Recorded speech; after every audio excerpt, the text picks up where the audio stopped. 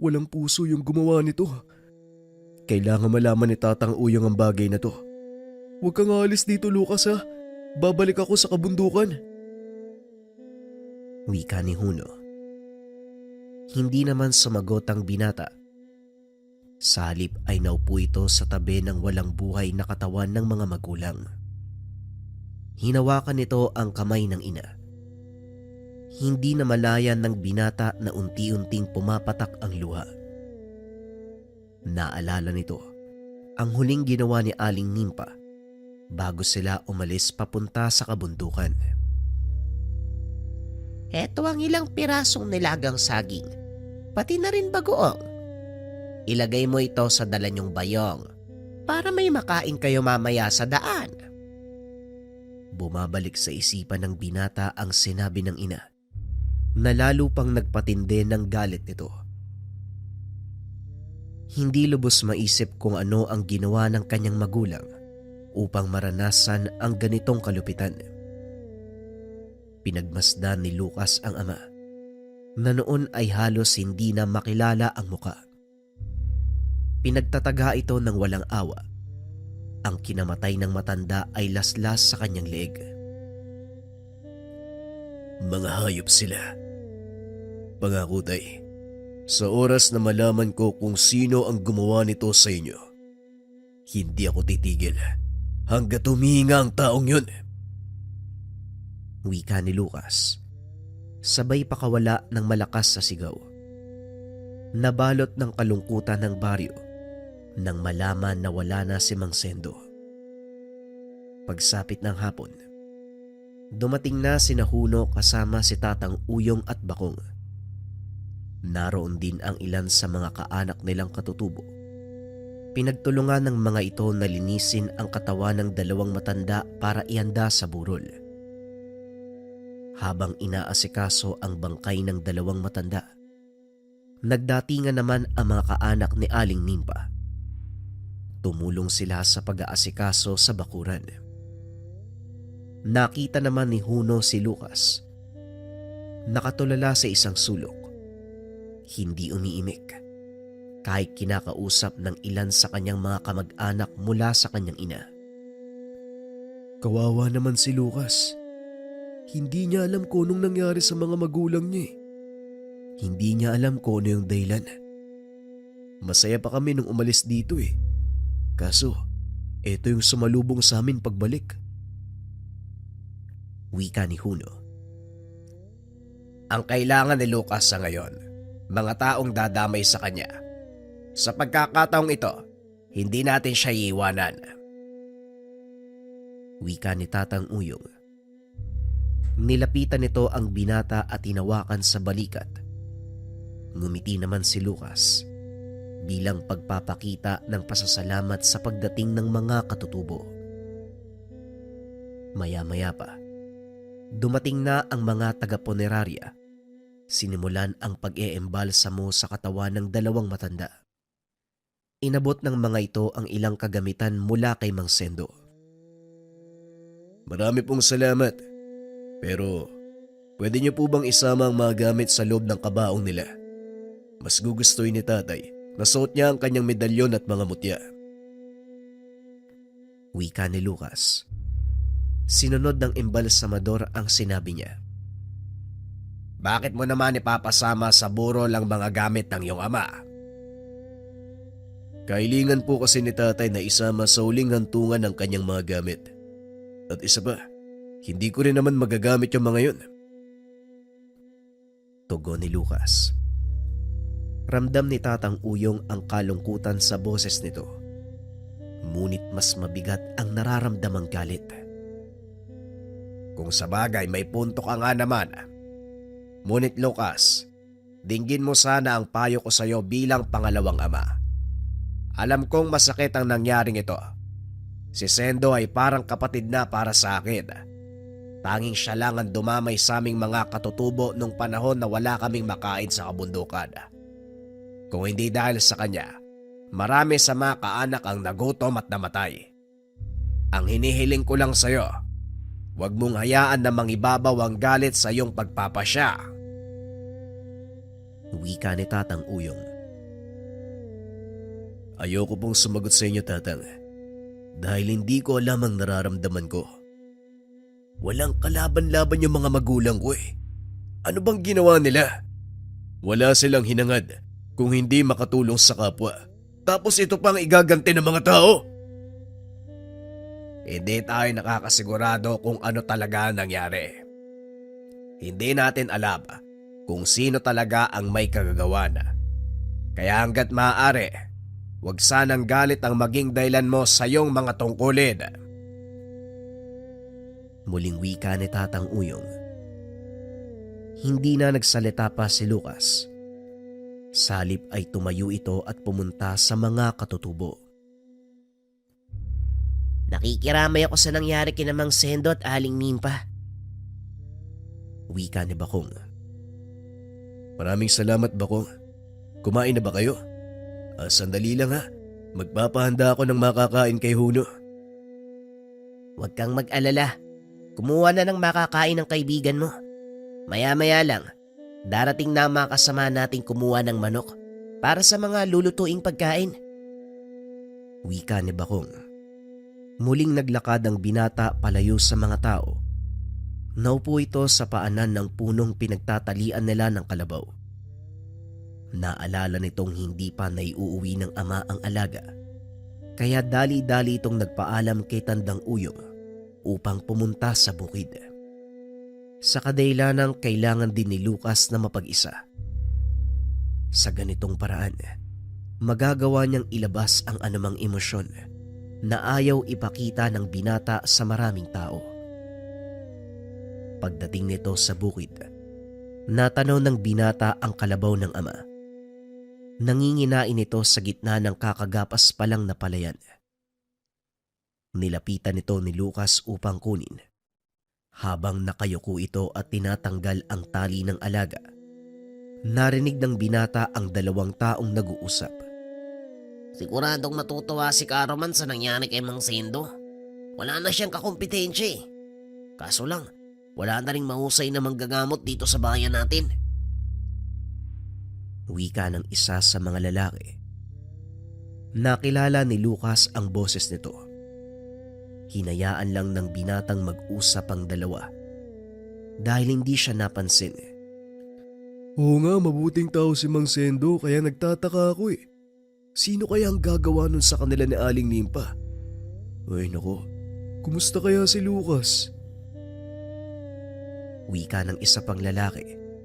Naitago na lang natin sa pangalang Mario. Ang mabuti pa, bisitahin natin mamayang gabi. Magdala din tayo ng kung anong makakain. Wika ni Leo. Napagtanto ni Lucas.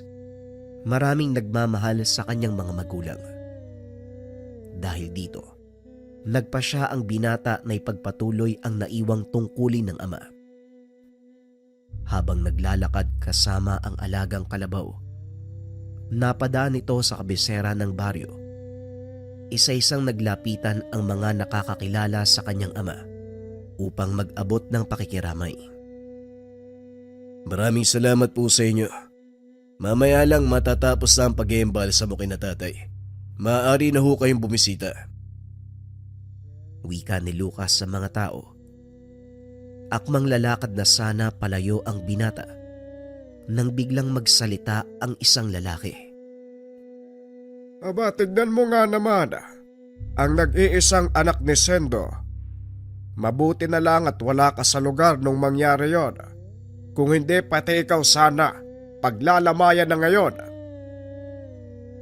Wika ng lalaki. Pilit pinigilan ng binata ang galit nito.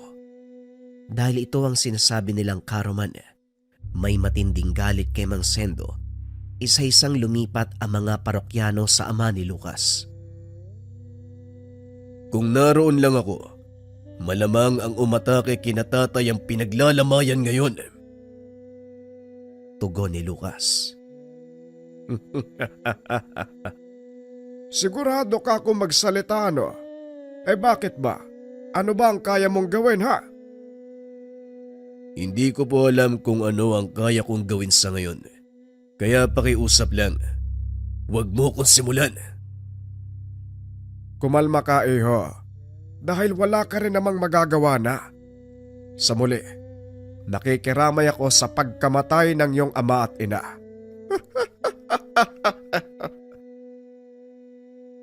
Wika ni Karaman habang naglalakad palayo sa lugar. Sinabihan na lang ito ng mga kababaryo na wag nang pansinin. Naglakad pauwi ang binata. Pagdating sa tahanan, sinalubong ito ni Huno dahil dumating na ang mga kapulisan. Hindi niyo man lang inantay ang pagdating namin para sa investigasyon. Bakit niyo pinambalsa mo kaagad yung mga katawan? Wika ng pulis. Biglang nag-init ang ulo ni Lucas at itinulak ito. Kung hindi ka nuknukan ng timang, bakit ka pa namin aantayin? Mabubulok na ang katawan ng mga magulang ko. Saka pa lang kayo aaksyon. Bakit? Sino ba kayo sa tingin nyo? Hawak nyo ba ang buhay ng mga tao dito? Kung makapagsalita ka, parang kasalanan pa namin na nahuli kayo ng dating. Wika ni Lucas. Akmang bubunot na ng barel ang pulis nang bigla namang magsalita si Tatang Uyong. Kung ako sa'yo, Sarento, magdadalawang isip akong bunutin ang armas na yan. Napapaligiran ka ng mga katutubo at hindi mo gugustuhing mamatay na puro tama ng panang may laso ng katawan mo. Inikot ng pulis ang tingin sa paligid. Nakita ang mga nakaumang na palaso ng mga katutubo. Umalis ka na, Sarento. Hindi namin kailangan ng serbisyo nyo. Wala din naman kaming mapapala sa bulok na sistema. Wika ni Lucas. Salip na magalit, humingi na lang ng patawad ang pulis. Pasensya na ho kayo sa sinabi ko. Sige, maiwan ko na kayo. Sa palagay ko, iho, mukhang nasobra naman ata ang reaksyon mo sa sinabi ng pulis na yon. Naparito lang siya para gampanan ang kanyang tungkulin. Alam ko naman ho yun, Tatang. Hindi lang siguro ako nakakapag-isip ng maayos. Sobrang hirap po ng sitwasyon. Nauunawaan kita, Lucas. Kaya mas mabuti, ipagpahinga mo muna ang iyong isipan. Kami na muna ang bahala dito. Kung sakaling may kailangang ayusin na nangangailangan ng presensya mo, doon na lang kita gigisingin. Wika ni Tatang Uyong. Tatanggi pa sana ang binata nang biglang hawakan ng matanda ang kanyang balikat. Nakaramdam ito ng biglaang pagbigat ng ulo hanggang sa unti-unti itong makatulog. Dinala ito ni Huno sa silid upang makapagpahinga. Sa kalagitnaan ng pagtulog, napunta ang binata sa isang pamilyar na lugar. Alam nitong panaginip lang ang lahat dahil natatandaan niya ang huling nangyari bago pa man makarating sa lugar. Naglakad ang binata sa malawak na kapatagan. Ramdam nito ang banayad na ihip ng hangin. Maging ang huni ng mga ibon. Ilang sandali lang ay nakita ng binata ang lalaking usa. Naglalakad ito papunta sa kanyang kinakatayuan. Nanatiling nakatitig ang usa kay Lucas habang unti-unti itong lumalapit. Inilahad ng binata ang kanyang kamay. Idinikit ng usa ang ilong nito sa kanyang palad. Matapos ang kaganapan, nagising ang binata dahil nagkakagulo sa labas ng tahanan. Marahang lumabas ng silid si Lucas at sakto namang paakyat si Huno. Anong nangyayari? Bakit nagkakagulo? May dumating na armadong kalalakihan eh. May hinahanap sila, Lucas. Tugon ni Huno. Kagad namang lumabas ang binata. Nakita ang 4 na kalalakihang may dalang baril. Magandang gabi sa inyo. Ano po ang kailangan nila? Ito ba ang tahanan ng kilalang mananandok? Tugon ng lalaki. Ito nga yun. Pero mawalang galang na sa'yo. Pati na rin sa mga kasama mo. Unang araw ito ng burol ng aking mga magulang. Nakikiusap ako, huwag sana kayo manggulo. Wala akong pakialam kung sinong mga Poncio Pilato nakaburol dyan. Ilabas yung mananandok o hindi kaya naman malilintikan kayong lahat na nandito. Wika ng lalaki. Tinignan ni Lucas ang mga katutubo. Nakita nitong tumango si Bakong bilang pagsang-ayon sa kanyang binabalak. Ganito na lang ang gagawin natin. Lumabas kayo sa bakura ng pamamahay ko. Maglakad kayo palayo. Kakalimutan ko ang ginawa niyong paglapastangan sa bangkay ng aking mga magulang. Tugon ni Lucas. Itinutok ng lalaki ang kanyang baril sa ulo ng binata. Kaso nga lang laking gulat nito. Isang palaso ang tumama sa baril, dahilan para mabitawan niya ito. Walang iya kayo. Mga kasama, ubusin silang lahat! Wika nito. Kaso nga lang wala sa kanyang mga kasama ang sumunod. Nakaumang na sa kanila ang palaso ng napakaraming katutubong Aita. Isang maling kilos lang, binata. Masasayang ang mga taong inilagi mo sa mundong ito. Hindi ka sasantuin ng mga mandirigbang Aita. Wika ni Tatang Uyong. Maaari mo bang sabihin kung bakit mo hinahanap ang mananandok? Nasa panganib ang buhay ng tatay ko. Natuklaw siya ng makamandag na ahas habang naglalakad kami pababa ng bayan. Naroon siya ngayon sa kalagitnaan ng daan. Ilang minuto na lang ang itatagal niya kung hindi siya malulunasan. Wika ng lalaki. Maaari ko bang malaman ang pangalan mo, kaibigan? Rosmar ang pangalan ko. Alam kong mali ang ginawa ko. Desperado na ako mailigtas ang aking ama. Ikinalulungkot ko. Pero isa sa nakaburol ang hinahanap niyong mananandok. Wala na siya. Wala ring makakatulong sa inyo. Wika ni Lucas. Napatingin ito kay Tatang Uyong at tila naunawaan ito ang tingin ng matanda. Akmang lalakad na sana palayo si Rosmar nang muli itong tawagin ng binata. Sandali lang. Maaari mo ba akong dalhin sa iyong ama? Napalingon si Rosmar at tila nabuhayan ito nang marinig ang sinabi ni Lucas. O kaibigan, maaari kitang dalhin doon. Pero pasensya na, ano bang magagawa mo? Ako ang nagmana ng kakayahan ng tatay ko. Una na kita.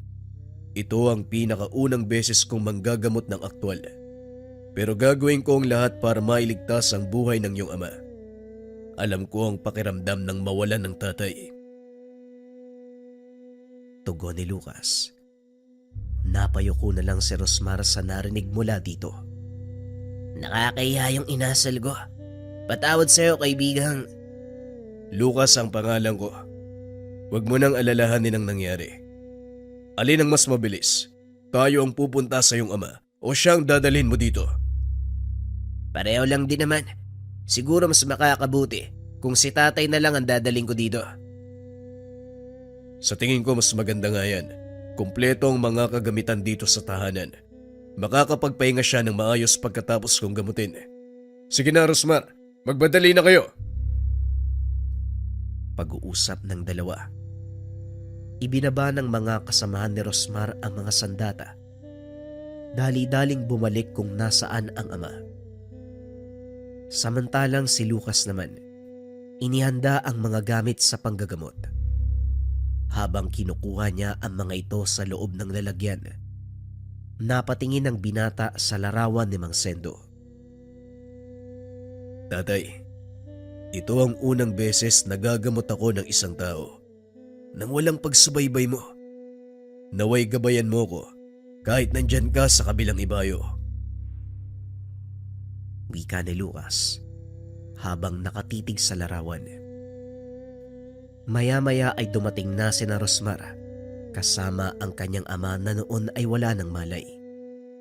Hawak-hawak ng isa pa sa mga kasama nito ang ahas na nakatuklaw sa matanda. Ang kumagat sa iyong ama ay isang uri ng dupong. Masyadong malakas ang kamandag nito. Ang isang patak lang, kayang pumatay ng 10 malaking kalabaw. Natatandaan mo ba kung anong oras siya kinagat? Tanong ni Lucas. Bandang hapon, habang palabas kami ng kagubatan, tatawid na sana kami ng sapay papunta sa kabilang bundok. Nang bigla na lang bumagsak si tatay. Tugon ni Rosmar. Inusisa ni Lucas ang katawan ng matanda upang siguraduhin na wala na itong ibang kagat sa katawan. Tatapatin kita, Rosmar. Mahigit kalahating oras na lang ang maaaring itagal ng tatay mo. Pero nakadepende ito sa kagustuhan niyang mabuhay. Bakong, maaari mo ba akong ikuha ng mainit na tubig? Wika ni Lucas. Pagbalik ni Bakong, meron siyang dala na isang plangganang mainit na tubig. Kinuha ng binata ang isang bote ng alak, binuhos sa sugat ng matanda. Bahagya itong napagalaw dahil sa hapde. Kapit lang tay, hindi pa tapos ang laban natin. Maraming umaasa sa pamumuno mo. Wika ni Rosmar. Inilabas ni Lucas ang nabarang ipinagawa kay Tatang Uyong at isang sungay ng kalabaw. Ito ang ginagamit na pangsipsip ng kamandag. Kumuha ito ng punyal. Sinugatan ang bahaging may sugat. Idinikit ang sungay at sinimulang sipsipin ng dugo. Medyo nahirapan ang binata dahil halos patay na ang dugo sa binti ng matanda. Malakas ang epekto ng kamandag sa kanya. Pinunit ni Lucas ang suot nitong pantalon. Tinanggal ang nakataling benda sa tuhod nito. Bagay na ipinagtaka ni Rosmar. Kaibigan, sandali lang. Bakit mo tatanggalin yung tali na yan? Hindi ba yan na lang yung pumipigil sa kamandag para hindi kumalat sa katawan niya? Tama naman ang ginawa niyo. Malaking tulong ang pagtatali sa kanyang tuhod. Pero dahil din dito, hindi makababa ang dugo mula sa kanyang katawan. Napuputol ang natural na daloy nito, dahilan para hindi makakuha ng tamang dami ng dugo ang kanyang puso. Sa oras na mangyari ito, unti-unting babagal ang tibok.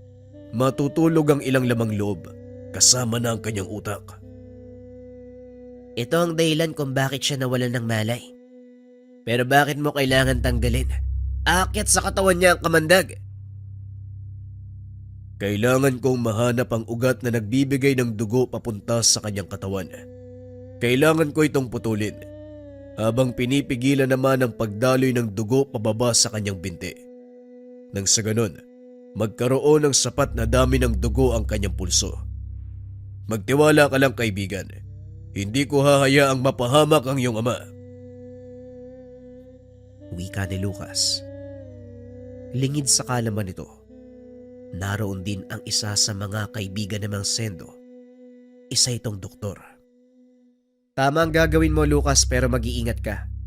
Kailangan kontrolado mo ang paglabas ng dugo. Kung hindi, mauubusan ng dugo ang taong yan at tuluyang mamamatay. Wika ni Doc Tiago. Laking gulat ni Lucas nang marinig ang boses nito. Dali-daling tumayo ang binata at niyakap ang panauhin. Uncle Tiago, mabuti naman at dumating kayo, pasensya na ho. Pero hindi ako sigurado kung magagawa ko ng maayos ang sinasabi kong pamamaraan. Maaari bang ikaw na lang ang magtuloy? Pwede naman. Pero sabihin mo muna sa akin ang dahilan kung bakit mo tinutulungan ang taong to. Anak din po ko, Uncle eh. Kung ako ang nasa kalagayan ni Rosmar, gagawin ko ang lahat para mailigtas ang tatay ko. Hindi kaya ginagawa mo lang ang bagay na to dahil inuusig ka ng konsensya mo na wala kang nagawa sa pagkamatay ng iyong ama. May bahagi sa aking sarili na ganun. Pero hindi yun ang nangingibabaw sa akin. Iba ang kaso na nangyayari kay Rosmar. Nariyan pa ang kanyang ama. at meron pang magagawa para mailigtas ang buhay niya. Samantalang ako, hindi na nagkaroon ng pagkakataon. Kung buhay lang sana si tatay. Sigurado akong ganito din ang kanyang gagawin. Bueno, sige na, tumabi ka. Ako na magpapatuloy ng operasyon. Ipinagpatuloy ng doktor ang ginagawa ng binata. Nang matapos itong putulin ang ugat, ginawa naman ni Lucas ang kanyang bahagi, ang tanggalin ng kamandag sa katawan ng pasyente. Ilang minutong nakalipas, unti-unting nagbalik sa dating kulay ang balat ng matanda. Nagkaroon na rin siya ng malay. Nasaan ako? Rosmar, sino mga taong ito? Huwag ka munang kumilos, tay. Ligtas tayo sa lugar na ito. Sila ang mga taong tumulong para matanggal ang kamandag sa katawan mo. Tama ang anak mo pero hindi pa dito natatapos ang proseso. Nakita mo ba yan? Yung itim na bagay na nakadikit sa sugat mo. Hanggat hindi nalalaglag ang nabara, hindi pa nauubos ang kamandag. Kaya kung ako sa'yo, huwag ka munang kumilos. Wika ni Doc Tiago. Wala ka nang dapat ipag-alala, kaibigan. Ligtas na ang iyong ama. Sinisiguro lang natin na wala nang matitirang kamandag sa kanyang katawan. Wika ni Lucas. Muling nahiga ang matanda. Hinayaan muna nilang magpahinga. Muling naupo ang binata sa tabi ng kabaong ng mga magulang. Kinausap niya ang mga ito. Tay, Nay, alam niyo po ba? Ngayong araw may ginamot akong tao. Ginawa ko po ito na mag-isa. Hindi ko nga po alam kung makakayanan ko eh. Buti na lang dumating si Uncle Tiago at tinulungan niya ako. Wika ni Lucas habang pinupunasan ang salamin ng kabaong. Maliit na bagay lang ang ginawa ko, Sendo at Nimpa. Ang anak niyo talaga ang gumamot sa pasyente. At hindi ako magsisinungaling. Nakuha ni Lucas yung husay mo sa panananduk. Wika ng doktor. Paano niyo po nalaman na wala na sila, tatay? Ang totoo, hindi ko rin alam eh. Napadaan lang ako dahil may inoperahan dyan sa kabisera.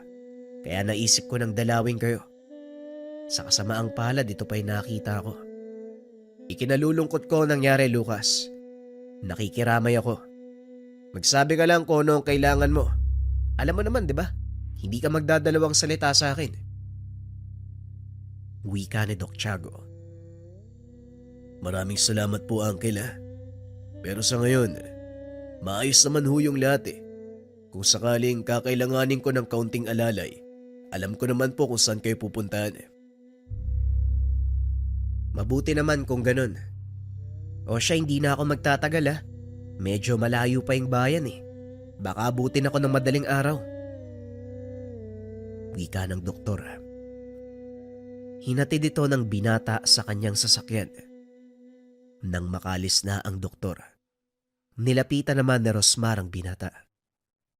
Lucas, pasensya ka na talaga sa nangyari kanina. Talagang desperado na ako mailigtas si tatay.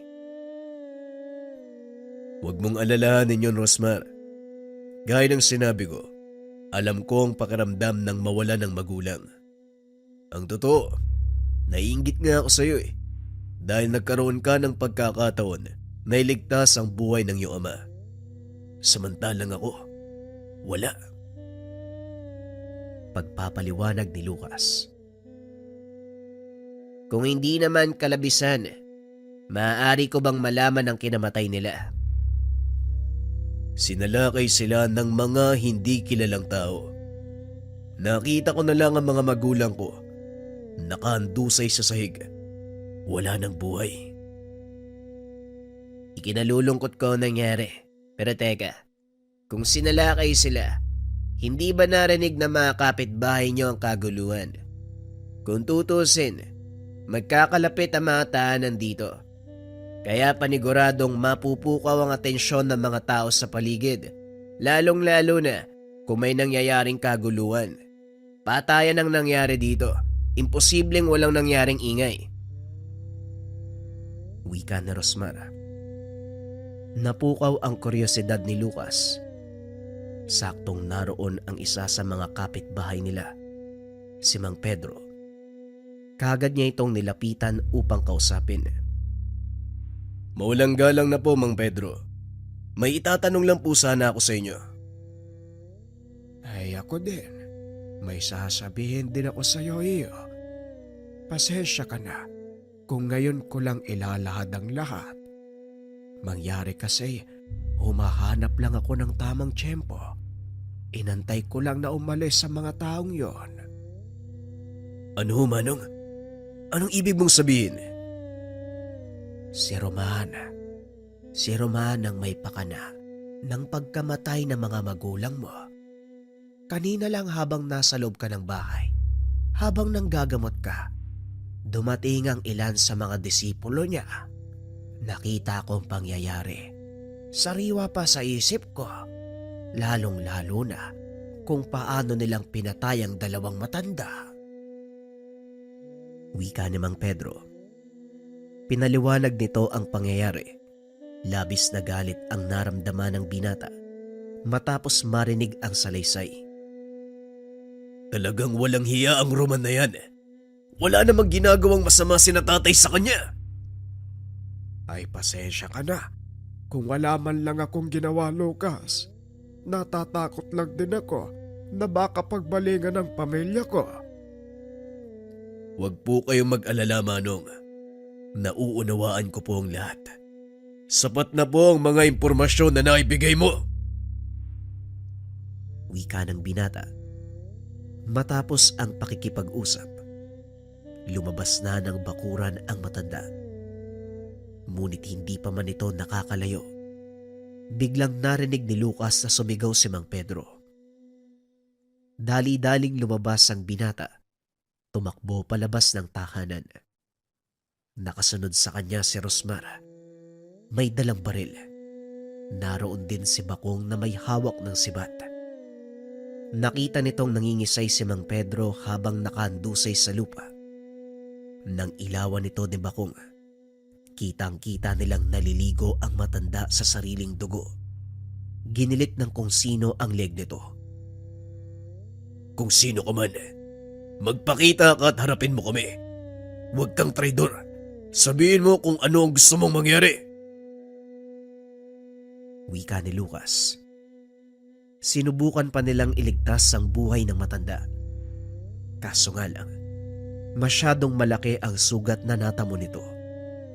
Marami rin ang nawalang dugo, kaya hindi na nila nagawang itakbo sa ospital. Napasigaw sa sobrang galit ang binata, dahilan para magpulasan ang mga taong nakikiramay. Ayoko ng ganito. May mga nadadamay ng inosente. Hindi na ako mananatiling tahimik. Bakong, maasahan ko ba ang tulong nyo? Nasa likod mo kaming mga mandirigmang katutubo. Ngunit ang tanong, Lucas, saan tayo magsisimula? Sino ang hahanapin natin? Wika ni Bakong.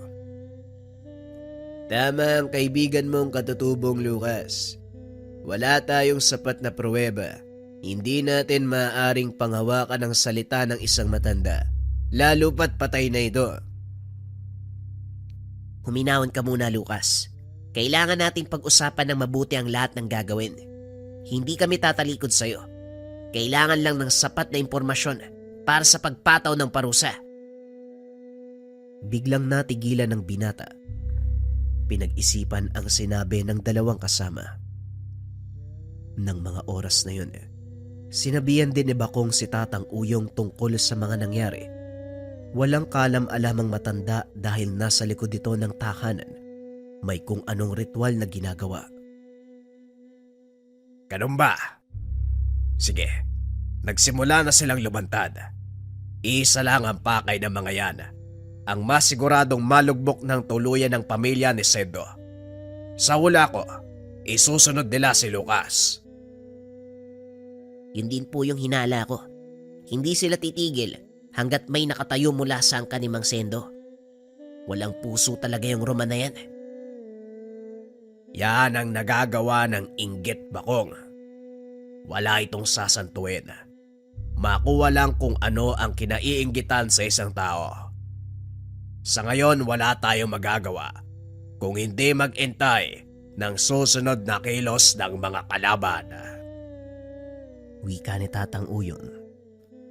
Maya-maya ay pinatawag nito si Lucas at kinausap. Sigurado na po ako. Si Caro man ang may gawa ng pagpatay kay tatay at nanay. Humanda sa akin ang matandang yan. Wika ni Lucas.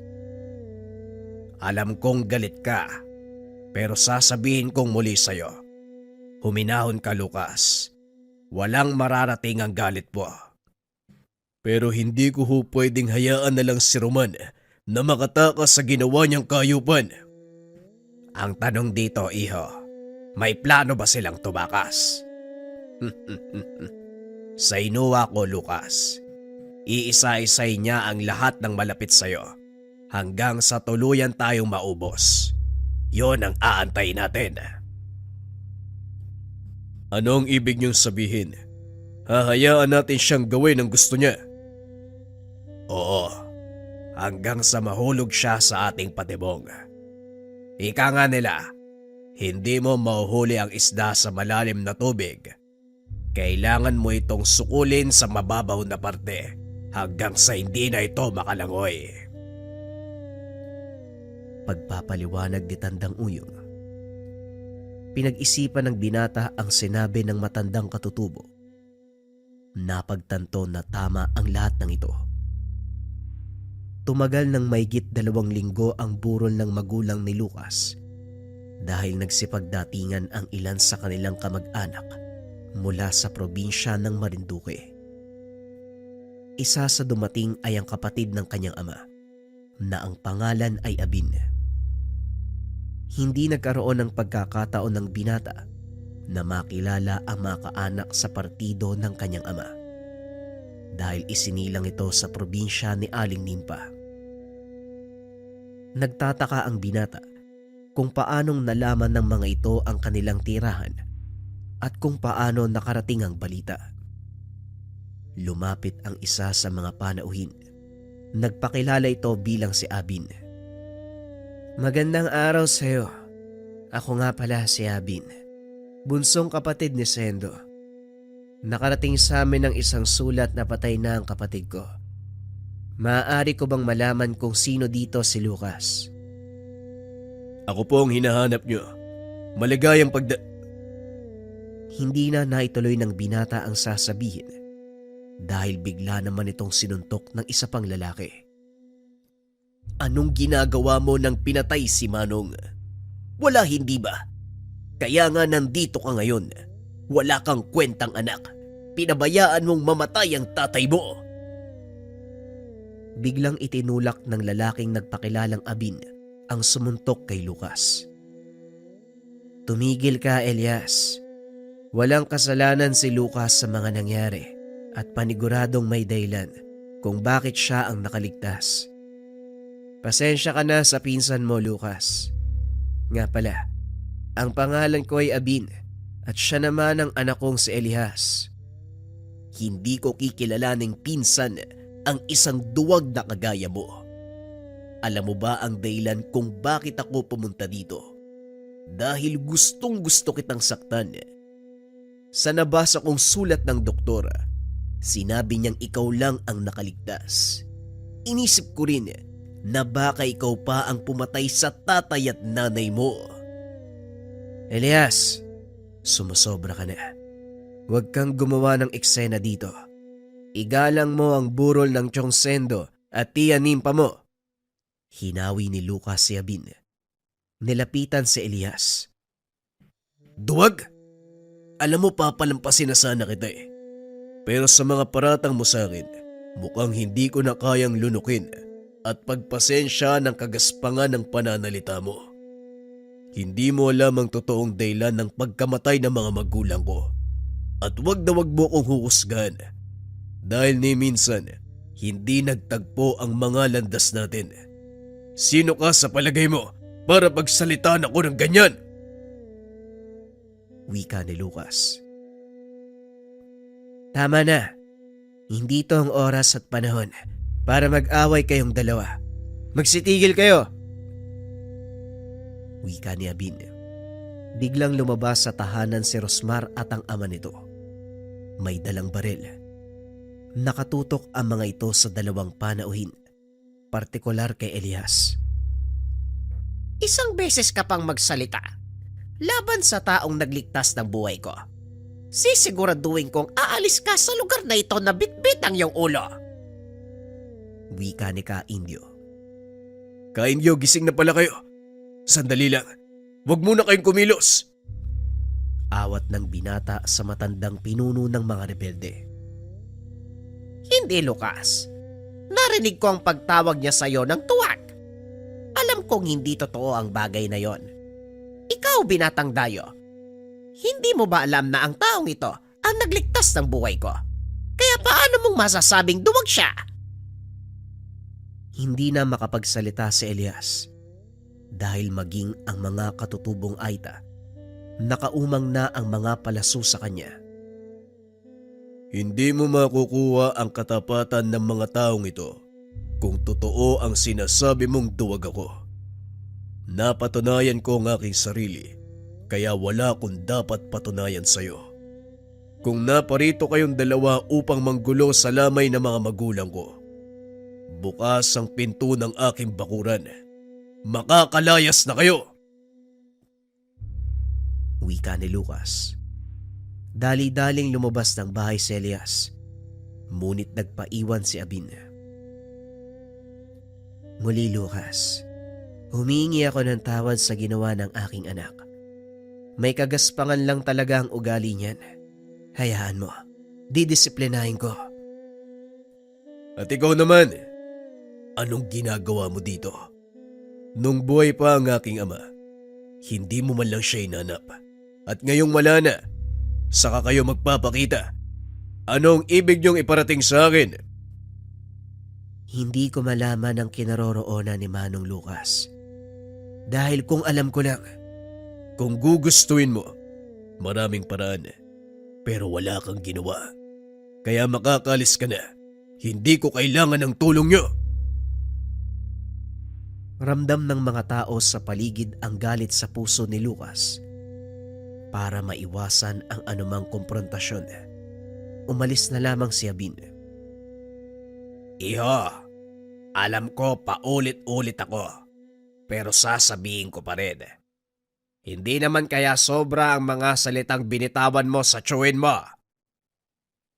Wika ni Tatang Uyong. Nararapat lang sa kanila na marinig ang ganun salita. Totoo naman kung kailang wala na si tatay, doon lang sila nagpakita. Lumaban mag-isa si tatay kahit walang kamag-anak. Nasan sila ng mga oras na nangangailangan kami ng tulong?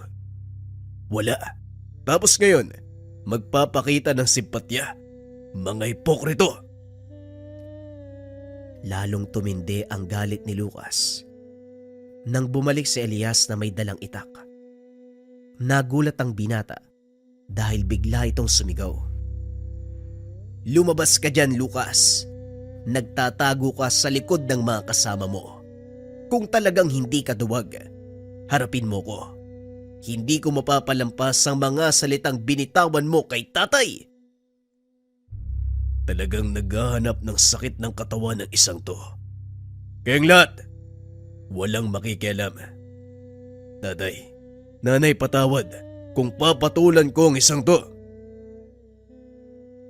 Wika ni Lucas. Naglakad ang binata papunta sa kinakatayuan ni Elias. Maliban sa mga pamamaraan ng panggagamot, naturuan din ng mga estilo ng pakikipaglaban ang binata ng mga panahon na nasa pangalaga siya ng mga katutubo.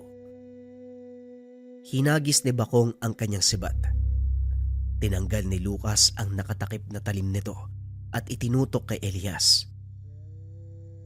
Sana lang, wag mong pagsisiyan ang ginagawa mo. Wika ni Lucas, sabay sugod sa kinaroroonan ng pinsan. Inundayan naman siya ng taga ni Elias, ngunit naharang ito gamit ang sibat. Hinawi ni Lucas ang itak ni Elias. Sinuntok ito sa dibdib. Gamit ang hawakan ng sibat, napatras si Elias at nang muling mag-angat ng tingin, nakita nitong paparating ang talim ng sibat ng binata. Nakatutok ito sa kanyang leeg, unti-unting dumidikit sa kanyang balat. Masyado kang mapanghusga. Minaliit mo ang kakayahan ko. Pasalamat ka na lang at hindi kita tinuluyan. Bitawan mo ang itak mo at umalis ka sa bakurang ito. Wika ni Lucas. Hinawi ni Elias ang sibat at muling sumugod. Sa pagkakataong iyon, nagawang iwasan ng binata ang atake ng pinsan sa pamamagitan ng paglihis ng katawan nito. Napunta si Lucas sa likod ni Elias na nagbigay naman ng pagkakataon upang tuluyang tapusin ang laban. Hinampas ni Lucas sa ulo si Elias gamit ang hawakan ng sibat, dahilan para mawalan ito ng malay. Tama na, Lucas. Napatunayan mo na ang iyong sarili. Wala nang dahilan para patayin mo si Elias. Kung gusto mong umalis kami, aalis kami. Alam kong masama ang loob mo sa amin. Ni minsan, hindi kami nagpakita ng mga panahong kailangan nyo ng kaanak na dadamay sa inyo. Pero sana unawain mo rin ang aming kalagayan. Wala akong papakinggan sa mga dahilan mo. Umalis na kayo kung ayaw niyong lumala ang sitwasyon. Walang alis! Lucas, sa tingin mo ba ito ang gusto mangyari ng iyong ama? Sagutin mo ang tanong ko. Ito ba ang itinuro namin sa'yo? Alam kong galit ka, pero hindi mo kailangang idamay ang buong mundo sa galit na yan. Isa pa, kailangan natin ang tulong nila. Wika ni Tatang Uyong. Walang ibang pinapakinggan ng binata kung hindi ang matandang pinuno ng mga katutubo.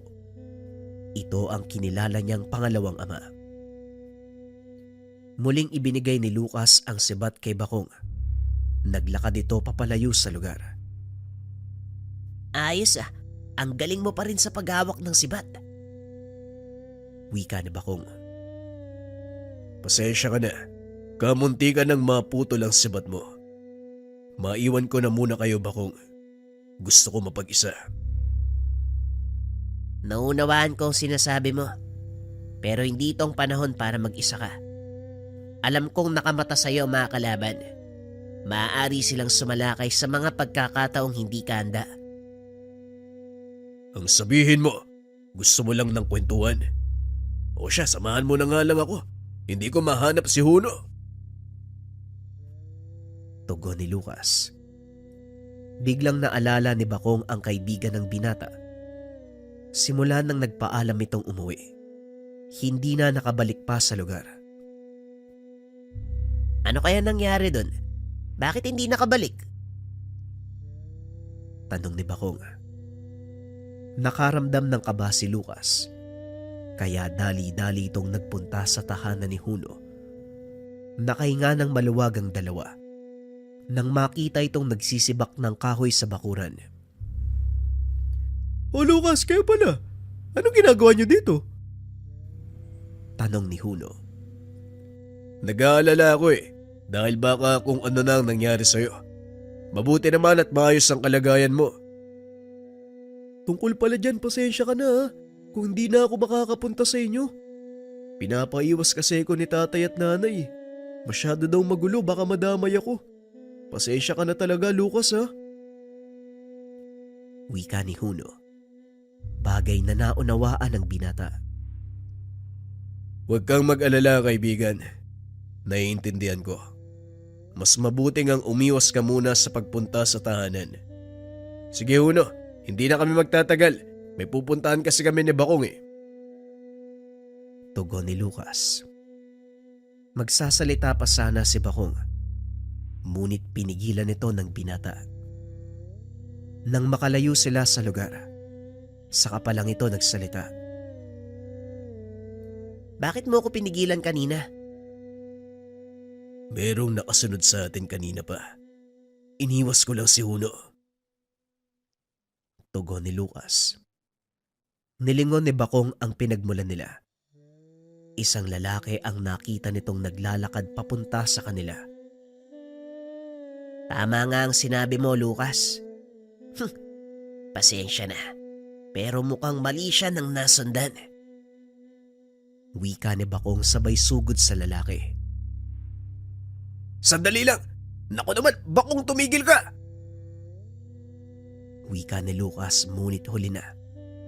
Nakatutok na ang sibat ng katutubo sa leeg ng lalaki. Sandali lang, hindi ako kalaban. Ang totoo niyan, sinusundan ko kayo dahil gusto kong sabihin ang lahat ng balak ni Caruman. Balak? Anong ibig mong sabihin? Oo, tama ka. May binabala ka matandang yun eh.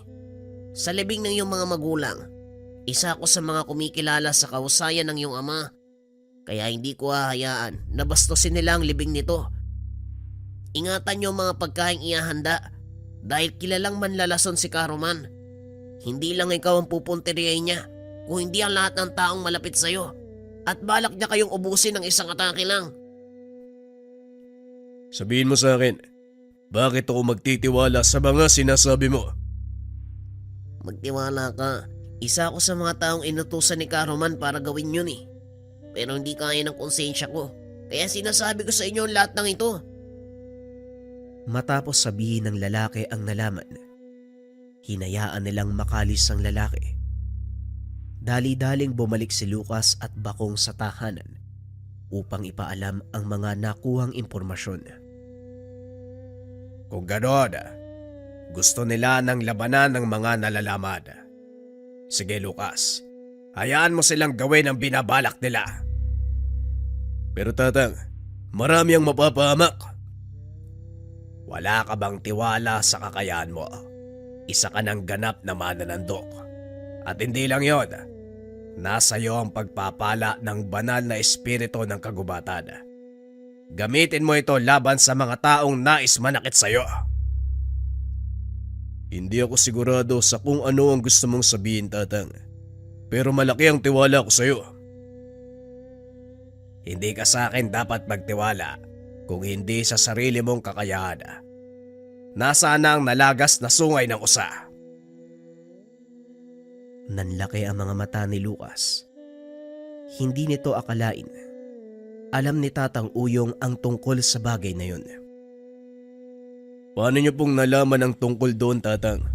Sinabi ba sa inyo ni Bakong? Hindi kailangang sabihin sa akin ni Bakong ang lahat. Alam kong nakuha mo ang sungay ng lalaking usa.